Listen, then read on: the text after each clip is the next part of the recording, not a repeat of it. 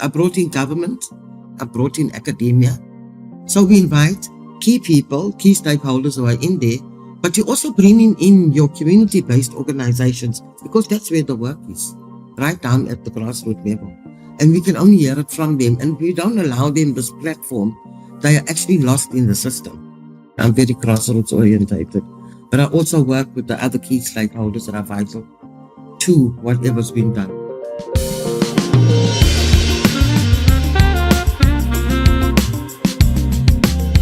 You're listening to System Catalysts. Each week, you will hear personal stories of changemakers who are bringing more inclusive, connective, system-level solutions to our most persistent challenges. I'm Tulane Montgomery. In this episode, English Saul spoke with our guests, Cookie Edwards and Jessica Chiliza.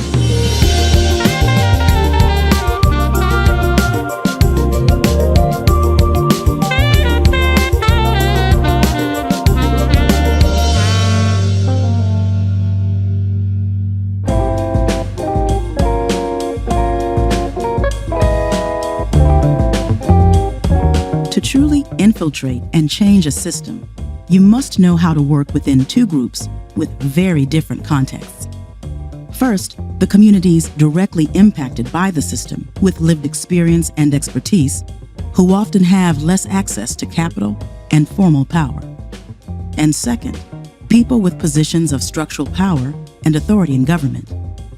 In our previous episode with Food Corps, we talked about the importance of proximate leadership, or being close to the issues and communities one is trying to serve.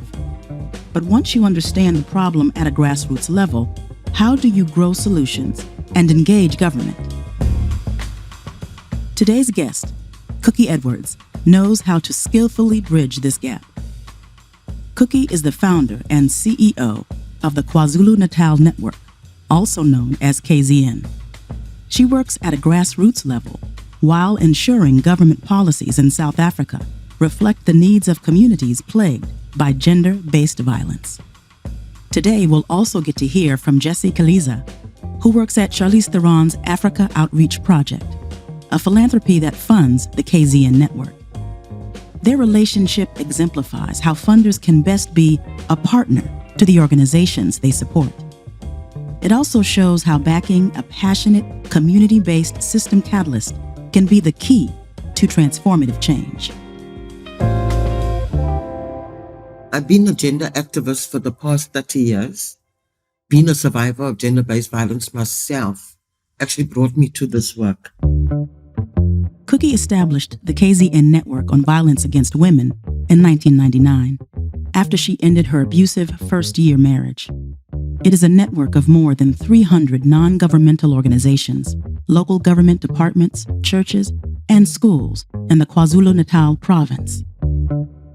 The KZN network focuses on gender-based violence, sexual and reproductive health, environmental design, creating safe spaces for women in communities, awareness campaigns, advocacy, lobbying. We focus on legislation, policies.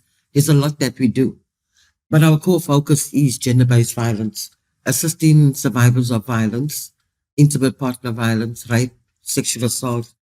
If we have a GBV survivor, you get a call. And sometimes an organization doesn't have the answer to be able to assist. Then they would call me and I would refer to the person. I connect them to the right people also. I like to partner. Right now we are busy with the policy. And I brought in other partners. I brought in government. I brought in the Commission on Gender Equality. I brought in academia, civil society, and we're having this meeting on the 3rd. So it's not just about the network, who you bring in together.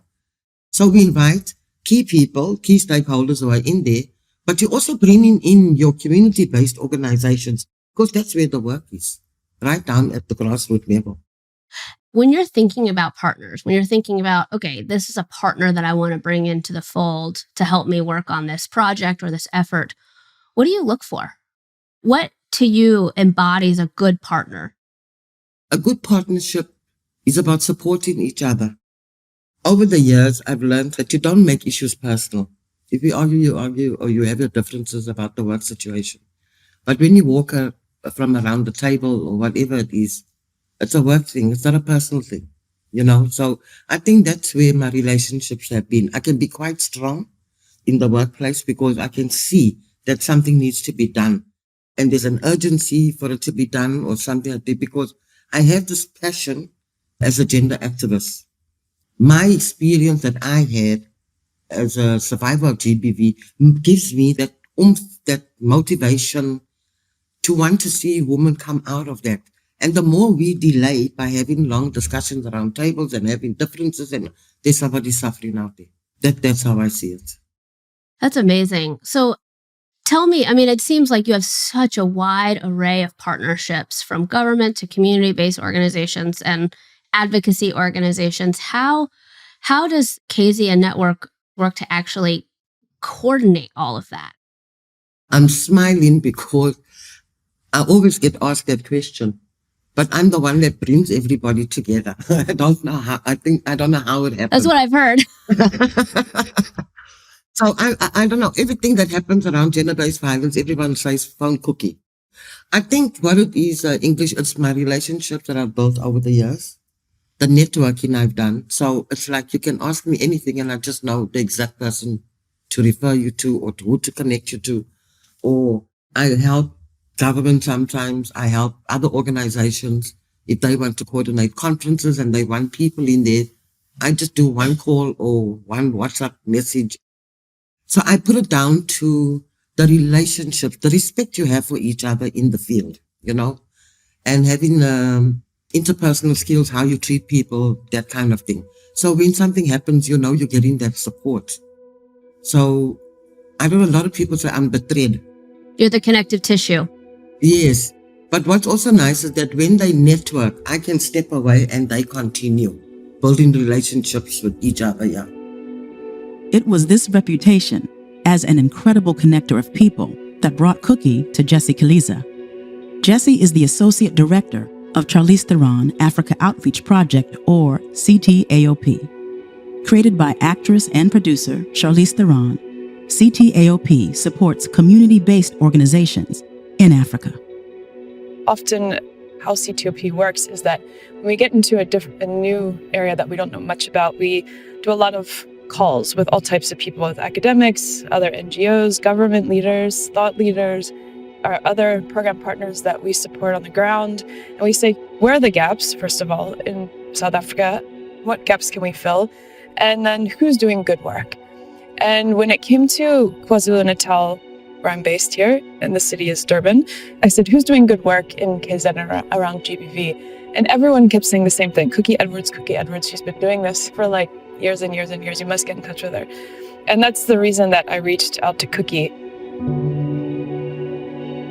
CTAOP sought out Cookie after the COVID pandemic exacerbated the already alarming incidence of gender-based violence. South Africa is one of the countries with the highest femicide rates globally, 5 times higher than the global average. And the majority of women in South Africa, who make up about 51% of the population, have experienced some form of gender-based violence in their lifetime. Yet, funding the solutions to this massive issue is not straightforward. The problem is that gender-based violence falls through all the silos in government. So it falls through and cuts across all government departments. So, the Department of Health would see a survivor because a survivor would need to go to a clinic and have a checkup, after there's an incident. So there's the Department of Health, there's the Department of Social Development that also is the one that employs social workers to go out to homes that respond to gender-based violence. There's the police. Often, women leave their homes with just the clothes on their back, so they need their IDs. There's the Department of Home Affairs. And then we have a Department of Women, Children, and Disabilities. And so that's where it seems to fall. The funding is falling now, but yet gender-based violence cuts across all of these. So money from government hasn't quite come through yet. And one of the main reasons is that it cuts across so many government departments that are siloed. This is why it was so important for CTAOP to find someone who worked across different government organizations, as well as within communities impacted by gender-based violence. As a system catalyst, working with the government has the potential to extend your reach to millions of people through policy or otherwise. We also look for community change makers. So, people that have that fire, that if you are able to support them with a few resources, they just take it and run with it. And when I met Cookie the first time, I knew right away that she had that spark. She was doing the work already with no funding.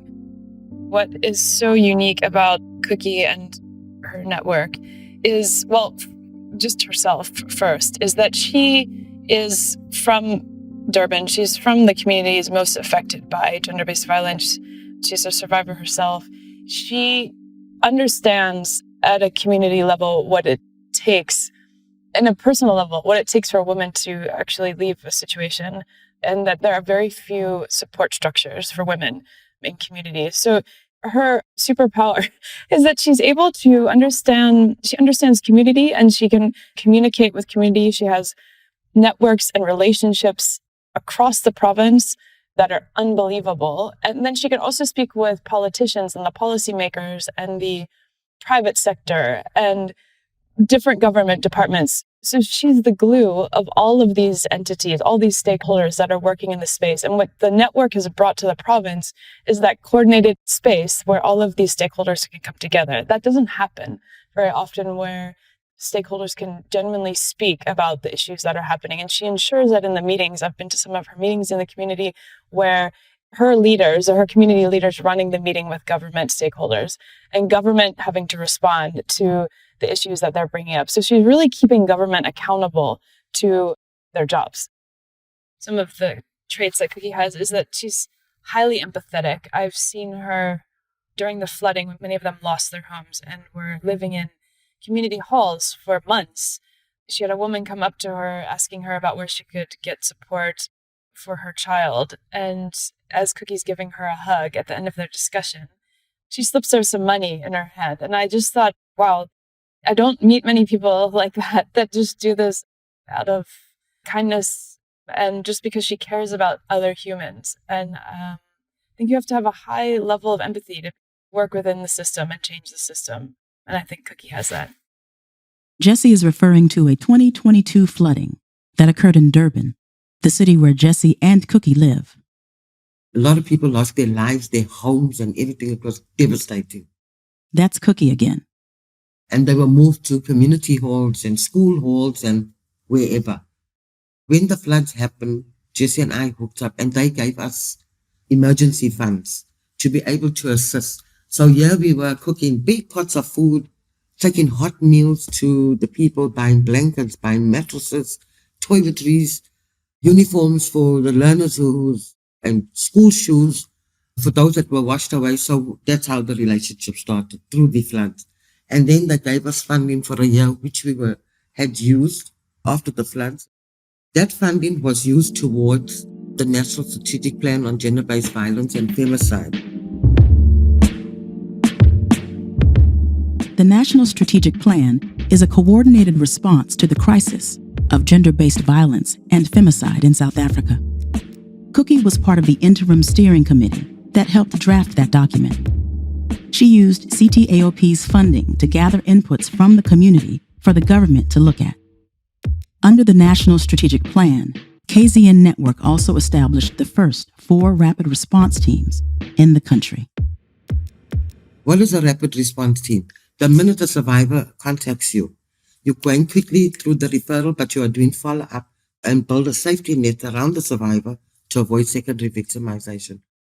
What we also did is, because we have so many hotspots, we have turned 2 hotspots into violence-free zones, where we demarcated that hotspot in that community, where there's a high increase of reporting of GBV, crime, rape, sexual assault.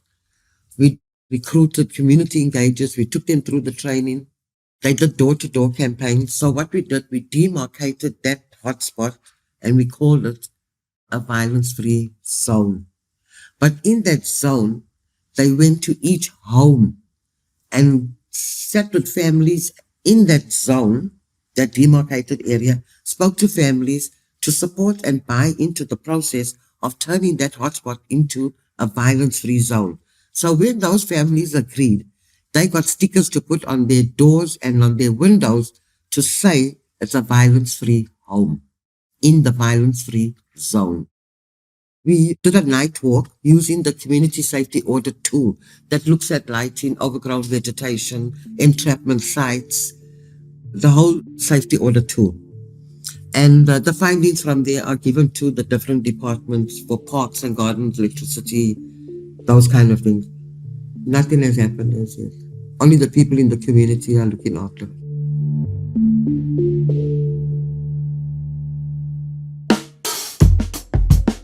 When you gather leading next generation philanthropists, impact investors, and social entrepreneurs, you can bring about the most promising global solutions of a generation. With over 6,000 members from 70 countries, Nexus catalyzes new membership and accelerates solutions to a wide range of social and environmental problems. Across 6 continents, Nexus has hosted over 45 summits to connect young people from diverse backgrounds and link communities that would never otherwise meet.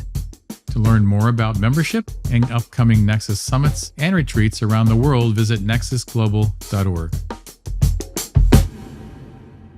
Cookie, tell me a little bit about maybe some of the challenges you've had in this work with bringing people together around this cause. What are some of the hard things?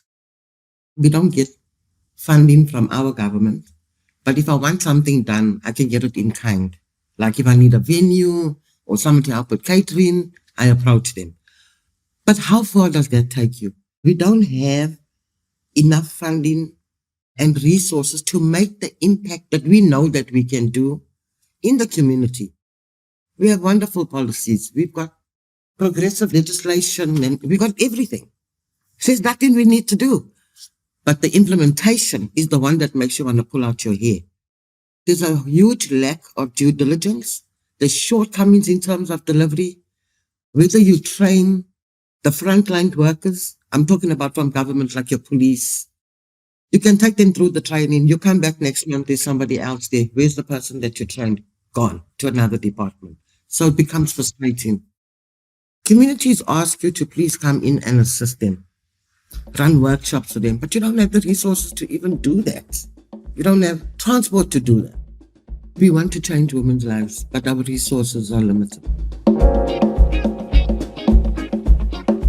Even when the KZN network receives funding, it often comes with conditions. This is why Cookie values CTAOP, an organization that allows her to use resources in the way that she knows best. But they're an excellent partner because they don't tell you, as other funders use it like ABC. Your traditional funding proposals where you have to do exactly that and you have to stick to that. Things are changing every day. There's climate change. We don't know what's happening tomorrow, what's going to happen. So with CTAOP, they're very supportive. I mean, I pick up the phone at any time, ask any one of them anything, or we have the WhatsApp group. So I've never met a funder or a partner in that way before. It's not your traditional. And what's nice is that they give you room to breathe, to be able to do the work that you do. Other funders can learn from CTAOP's approach, often supporting proximate leaders who know how to speak to all stakeholders is what drives change. She's bringing 2 systems together, the community system and the government. That's Jessie again. And she keeps, in different ways, putting them in the same room and saying, listen to community. This is what's happening out there. You need to make decisions based on what's happening on the ground. So it's that micro and macro that she understands really well. But being a good funder isn't just about giving out money to system catalysts like Cookie. It's also about being a partner and learning from their work. I've been out with her on walks at night. We do community audits. So at nighttime, we gathered, and it's community, it's her rapid response teams, the local municipality was there, the school leadership was there, and basically what we did at night was walk through the neighborhood to see where there were areas where it would be dangerous for a woman or child to walk. So we're pointing out and we're making notes of this as we're walking, where the streetlights aren't working, where the shrubs needs to be trimmed because it's too dark, along the pathway from the taxi rank to somebody's home, where there's a pothole, the sidewalk needs to be fixed, all these things. And they call it a community audit because all these things are written down and given to the municipality to tell them, you need to fix these things. Also, here's where the drug dealers are. This is where all the, bottles of alcohol are, these are the hotspots. You need to make sure that these are fixed so that women and children are safe. And that's so powerful. And I think the most powerful thing about it is that it's done by the community. This isn't an outside program. These are people that care about their safety and their neighbors' safety. So tell me, Jessie, what advice do you have for other system catalysts who wish to work with the government? The number one thing is patience. Government systems are slow, and you just have to persevere, which takes time. And waiting for sort of the right time and alignment of policy and what you're doing. And I guess the second point would be to align your programming with local policy framework, because that's how government will eventually be able to fund your program, hopefully in the future. Building relationships is really key at different levels of government, not just one level, but I think the easiest place to start is at a local level, because usually those government officials are from the area and they're invested in what's going on there most of the time. As you get higher up, it gets more bureaucratic. So I would say build relationships. That would be huge with local government leaders. And then don't forget to invite government to your events, even if they don't come, that they know what you're doing in the community. And eventually over time, hopefully they'll come to your events and know exactly what you're doing. And now, our rapid fire with Cookie and English. What is one word that you would use to describe your journey as a systems catalyst? A crusader. Love that. I would say. That's great. Yeah. What has been one of the most gratifying moments on this journey? To see the lives that we have changed. I think going to bed at night, knowing that you made a difference in someone's life, that's the most fulfilling thing. Nothing else. Yeah, it's beautiful. What about your organization, the work that you do, what keeps you up at night? I think finding resources, trying to make the impact that we need, how to assist survivors to get out of this situation. What more is there that we can do with the limited resources that we have? That's what keeps me up. Yeah, that's tough. So for people out there who are sitting there thinking, I could do this. I could change a system. I could be an advocate, and I want to aspire to be a systems catalyst. What would you say to them? Passion, commitment, due diligence, all those kind of things. Dedicated to it. Don't do it just for putting money in your pocket.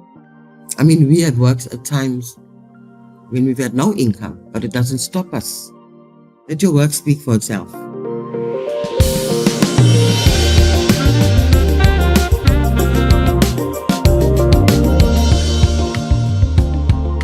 If you want to learn more about CTAOP or KZN Network, head on over to charlizeafricaoutreach.org. You can also visit our website, systemcatalysts.com, where you will find resources related to this week's episode. That's it for today's show.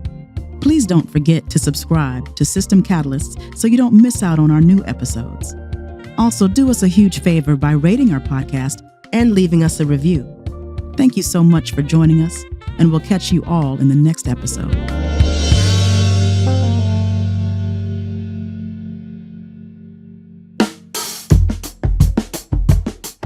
Before we go, we'd like to thank our producers at Human Group Media. We'd also like to thank our incredible network of partners who are supporting our mission.